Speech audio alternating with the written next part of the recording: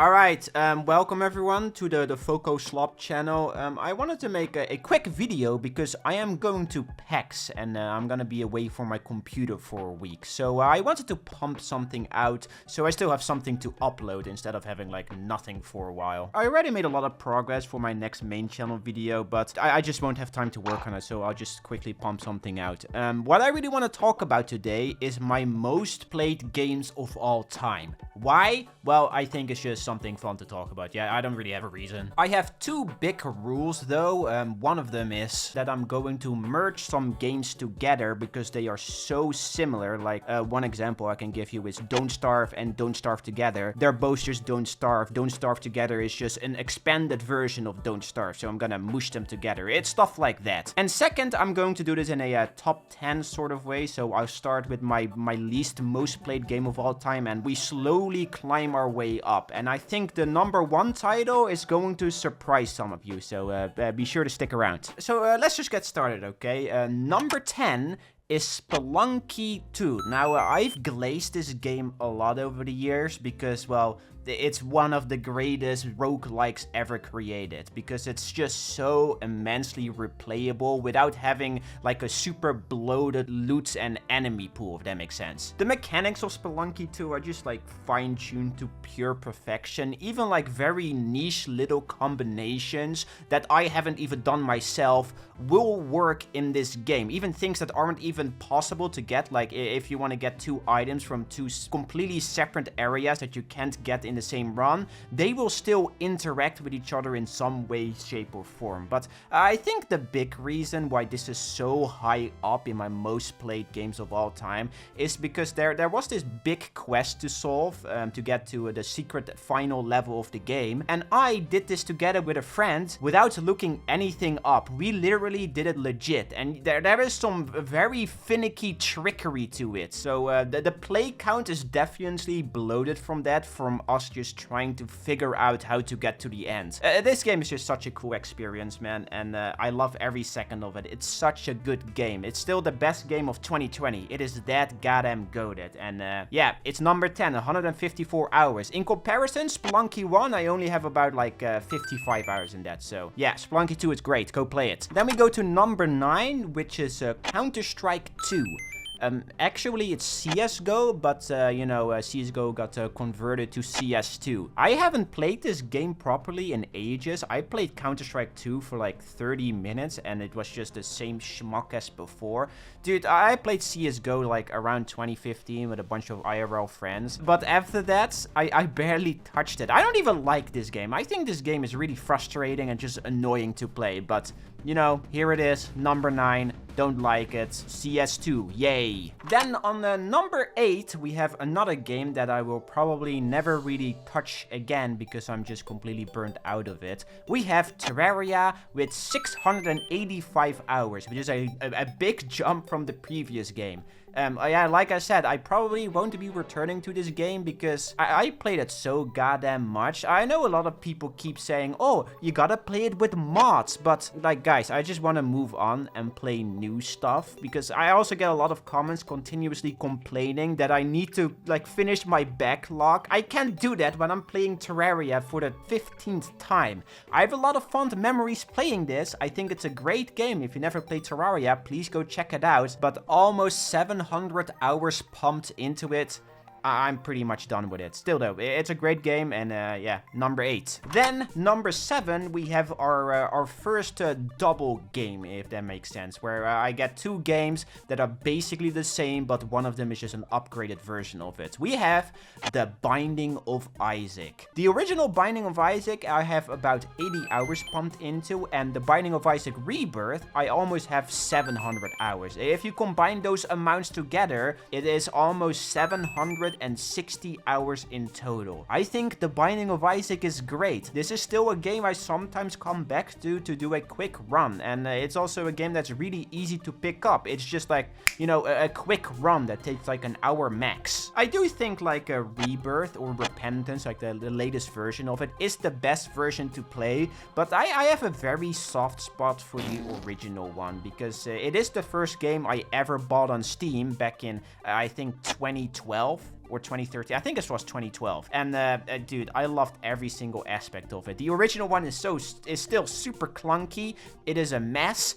But, man, I love it. I love this game. It is probably, like, in my top 5 favorite games of all time. It is great. So, yeah. The Binding of Isaac with 759 hours. Holy hell, did I play this game a lot. Then, at number 6, we have another double game. Don't Starve and Don't Starve Together. I have 270 hours in the original Don't Starve, which which was my second game I bought on Steam. And Don't Starve Together, I have 700 hours into. This game takes a long time to finish. That's just to finish. I finished it once, and I've done like 8 other runs in together, but I've never managed to finish it again because it is just so goddamn big. To do like a full season rotation, I think it takes you about 8 or 9 hours, and to beat the final boss, you would need to play it for like, I don't know, like 140 hours.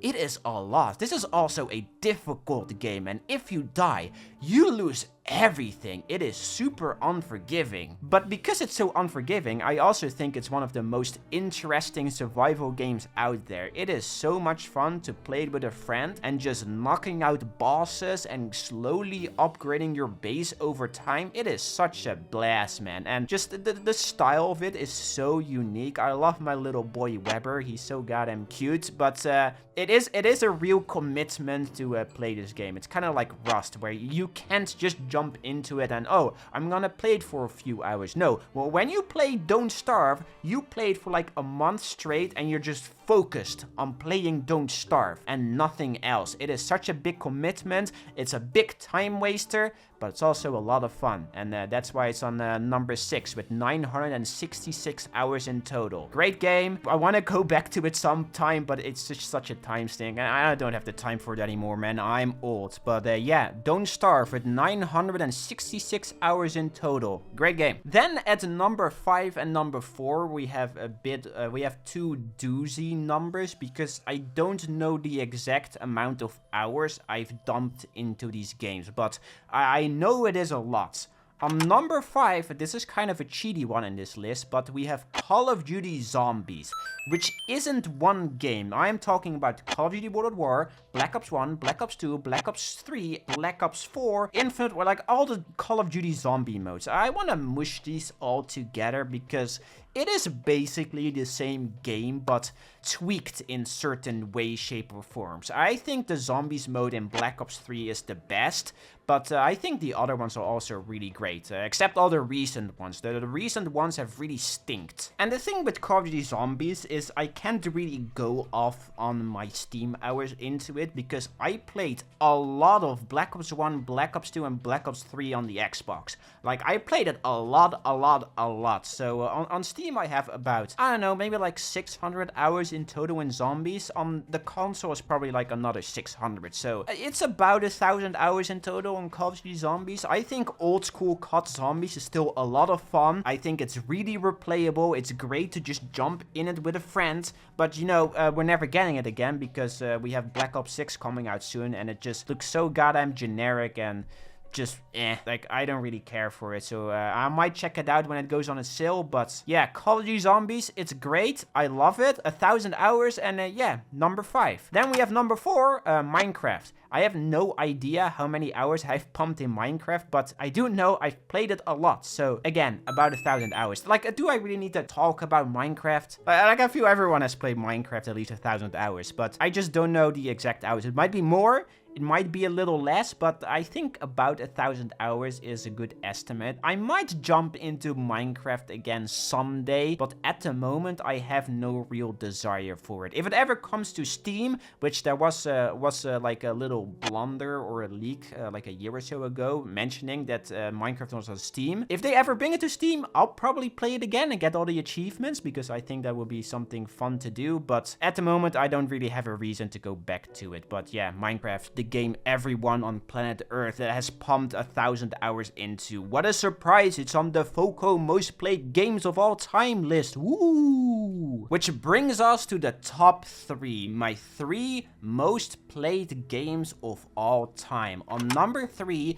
with 1,038 hours, we have Fortnite. I like Fortnite. I played Fortnite a lot, especially when it first came out, like the first 6 or 7 or so seasons. I was hooked. I was really, really hooked to Fortnite. I think right now the game is in a little messy of a state. Like apparently like 2 days or so ago, or yesterday, I'm not exactly sure, they announced that they spent over $1 billion over their budget when it came to Fortnite. That is not sustainable. Why are you pumping that much money into one game? Like, Battle Royale is still fun. The current season, the Absolute Doom season, is kind of annoying because it's you just like fighting mosquitoes. But you know, Fortnite is an ever-evolving game. I don't like all the metaverse garbage, but the Battle Royale mode is still fun. It's still a fun time with friends and just goof around. So that's why I have over 1,000 hours pumped into it. I still think Fortnite is a lot of fun to play. I just wish they focused on the Battle Royale mode instead of like all this other garbage. I think Lego has a lot of potential, but the rest is ass. It is just ass. Then we arrive at number 2 with 2,021 hours pumped into it. That is almost double compared to Fortnite. We have the true classic Team Fortress 2. I love Team Fortress 2. Just Valve has just abandoned it. I've obtained all the achievements of this game, which is quite an achievement to say the least. But man, I play again 2,000 goddamn hours. I'm just done with it. I think this is a great game. It's the best PvP game out there. But I have no real desire in jumping back in unless they finally update it. Like, give me a good Jungle Inferno styled update and I'll jump back into it. But the way it goes now, like every summer, Halloween and winter, you get a bunch of new maps, some new skins, some new cosmetics, some new taunts, and that's it. I just think Valve has moved on from TF2, which is fair. It's still great fun. I love this game. I will always cherish TF2, but 2,000 hours, don't really have the desire to jump back into it. And then finally, we arrive at number 1 with over 3,000 hours in total. And I think none of you will guess what this game even is. Drumroll, please. RuneScape. Both RuneScape 3 and old school RuneScape. I haven't played RuneScape properly in ages. No, actually, I played it a couple of years ago. I played old school for a bit, but the original RuneScape 3, I haven't played that in like almost a decade. But when I was a teenager, when I was like 12, 13 years old, I was no-lifing RuneScape, Team Fortress 2, and The Binding of Isaac. Those were the only 3 games I was playing, and RuneScape definitely took the biggest chunk out of my time. The thing with RuneScape is, it's a game that just never ends. It is so big. There is so much to do. So many bosses to defeat. So many skills to train. So many quests to complete. It just doesn't end. And while I have more hours in RuneScape 3 compared to old school RuneScape, I do think old school is a lot better. RuneScape 3 is basically like dying at this point, but old school RuneScape is thriving. It is thriving like hell. RuneScape is really good at rewarding you for putting time into it. I know like a lot of games just sell you cosmetics in the store, for example, but RuneScape has a system where if you put the time into like a mini game, for example, you can buy a cosmetic that you can only get through that minigame, and you can wear that and show that off. That's what makes RuneScape so special. You can show off your achievements, and those achievements take a lot of time to obtain, and that's why it's so thriving. That's why people love it. It's a rewarding ass game. I really want to jump back in RuneScape, but just like Don't Starve, it is one hell of a time sink. Again, there is so much in this game, there's so much to do, everything takes hours upon hours to complete. Like, there are skills that take over 150 hours to max out.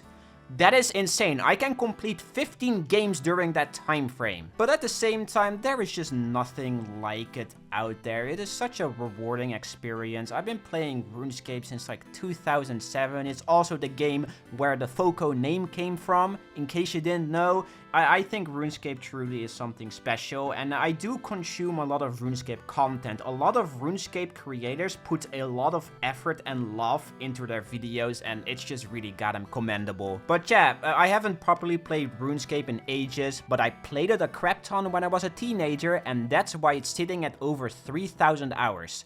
Yeah. That's the list. My 10 most played games of all time. I do have some honorable mentions, which I will show on screen right now. The big one that sticks out of these is, of course, Cookie Clicker. I am not including Cookie Clicker in this list because this game is you just being AFK. That is the game. You just have it open in the background while you do other stuff. That's not really gaming, and I think including it in a list like this is kind of cheating. But yeah, those are my most played games of all time. Some of these titles I will probably return to in the future, but a lot of them, like Team Fortress 2, Terraria, or Counter-Strike, I just have no interest in returning to them ever again. I'm basically just done with them. But yeah, that was the video. I hope you guys enjoyed it, and I'm going to hop on the plane to PAX. So see you guys later. Okay, bye-bye guys. Take care. Bye-bye. Bye-bye.